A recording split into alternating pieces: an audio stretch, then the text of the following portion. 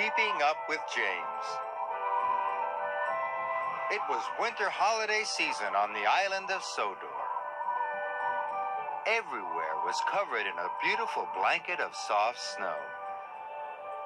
Sir Topham Hatt was at the fitter's yard. The engines were having their snowplows fitted. "We must get the island moving again," he boomed. "And when the lines are clear, I will need an engine to take the presents train to the holiday party at Knapford." All the engines wanted to take the presents train. It was the jolliest train of the year. "James, you must work with Edward," he said. "Remember, the tracks are icy and you must all work together and take care." But James wanted to finish first and take the presents train. "An old blue slow coach like you is sure to slow me down," he huffed. James and Edward's first job was to clear the lines to Knapford. Edward worked as fast as he could, but it wasn't fast enough for James. "Hurry up," he snorted. Henry was clearing the line when James steamed quickly past. "Slow down," cried Henry, "and take care." But James wasn't listening. He was dreaming about the presents train. He didn't notice that the tracks were icy. James' wheels began to slip and slide. "Whoa!" he cried. He was going faster and faster. "Yippee!" called James. He was starting to enjoy himself. He was sliding so fast that he slid all the way into Maithwaite Station. Later, James and Edward had to take some coal cars to the coaling plant. James waited for Edward. He listened to the choir and watched all the colorful decorations being put up. James wanted to take the presents train more than ever. Finally, Edward puffed in. "Trust a blue engine to be late," called James. "I'm sorry," gasped Edward. "I had to go slowly and take care." "Slow engines like you don't get to pull the presents train," snorted James. And they pulled away.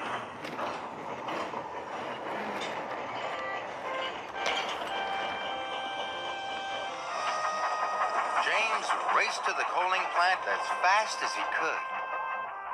Must be first, he puffed. James reached the top of Gordon's Hill. The tracks were icy and James started to speed up. Edward wasn't happy. James's wheels started to slip and slide. "Whee!" James. "This is the way to get the job done fast." James thought it was the best slide ever. At the coaling plant, James and Edward's train had been filled with coal. Edward called to James. "You must slow down and take care." "I am taking care," replied James. "Taking care to finish first. I'm going to pull the presents train." And James pulled out.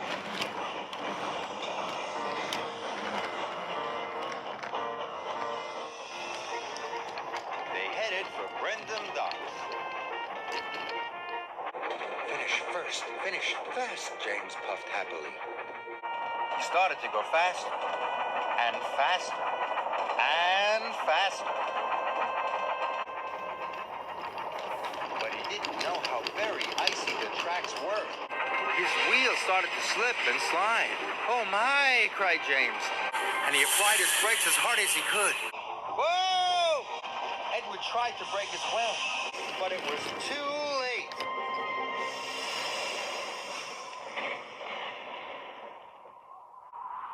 "Bust my buffers!" cried James.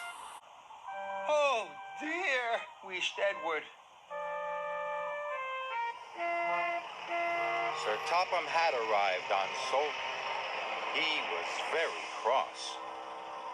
"James and Edward," he boomed, "the tracks were icy and you were not taking care. You have caused confusion and delay." James felt bad.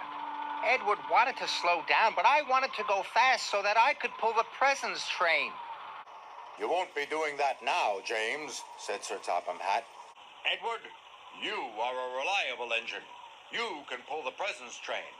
But you can't pull it alone. It's a very long train.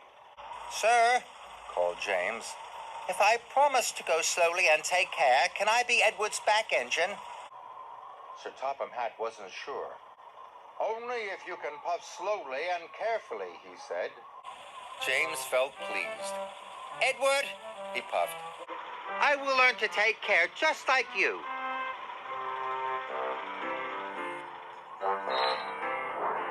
And so Edward pulled James back onto the tracks.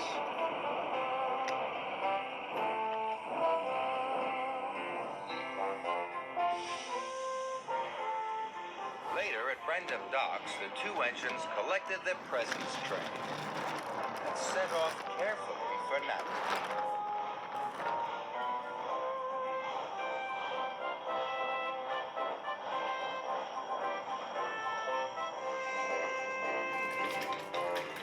Whenever they came to some icy track, Edward called out, Slow down!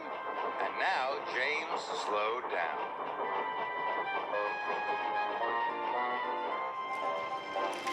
And when they went down towards the hill, Edward called out, Apply your brakes, James! And James applied his brakes. So slowly and safely, the two friends puffed into Knapford Station. When the children saw the presents, they cheered and cheered. Thank you, James, called Edward. Thank you, Edward, said James. You are a really useful blue engine.